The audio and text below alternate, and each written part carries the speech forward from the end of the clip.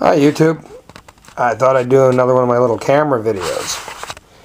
This one here is one of my favorite rangefinders. It is the Fed 2. It's a Russian camera built I've been told, in the mid-50s. It's a rangefinder based on the Leica 2 series from Germany. I bought this one from a seller in the Ukraine 7-8 years ago, and I gotta say, I got lucky. It's worked flawlessly. It came with the Indostar, and I know the lighting's not the best name, but that's an Indostar. I believe it's an LD61 lens, something like that. It has f2.8 lens, not the fastest lens in the world, but very sharp and great color contrast. I got really lucky with this one. I've had no issues whatsoever. I've heard horror stories about some people buying from sellers in the Ukraine or the former Soviet Union, and in my case, I was good. My particular one has Fed in English stamped on the top here, and on the front it has Fed in both English and Russian. This is the Fed 2. It was the first deviation from the traditional look of the older Leicas. Top speed, 1/500th of a second, and all the way down to, I believe it is 1/30th of a second plus bulb, I think. Like the old Leicas from the 1930s, you had to wind it using this advanced knob here before you could change the film speed. If you didn't, you could severely damage the camera. To me, it's a beautiful camera. It's just as beautiful as the original Leicas. The finish on it is in really good condition. No dings or dents. The only thing I did to mine was I purchased a socket adapter so I could use it on a Western tripod.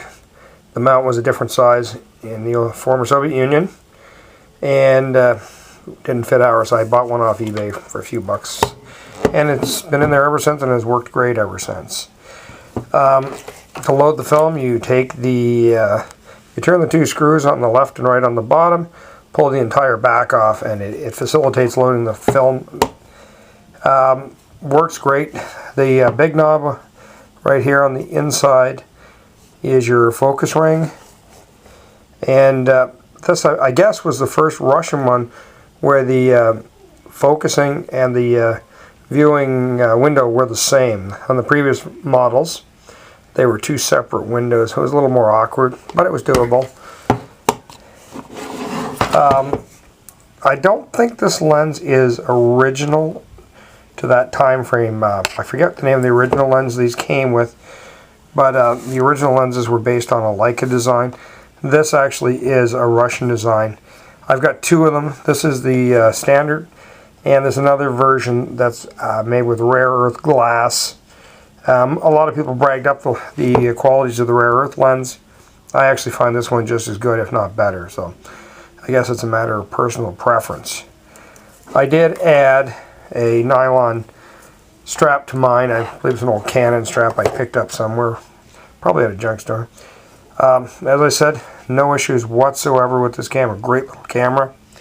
Here's your little rewind knob right here, and they actually had diopter adjustment for the viewing screen for people who had weak eyes or wore glasses or whatever, which is really cool considering that this, you know, back in the day in the former Soviet Union, didn't cost a whole lot of money, I'm sure.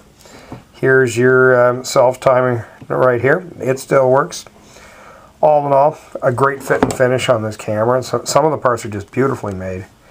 Came with your standard big, ugly, brown, ever-ready case that seems like every camera from the former Soviet Union had.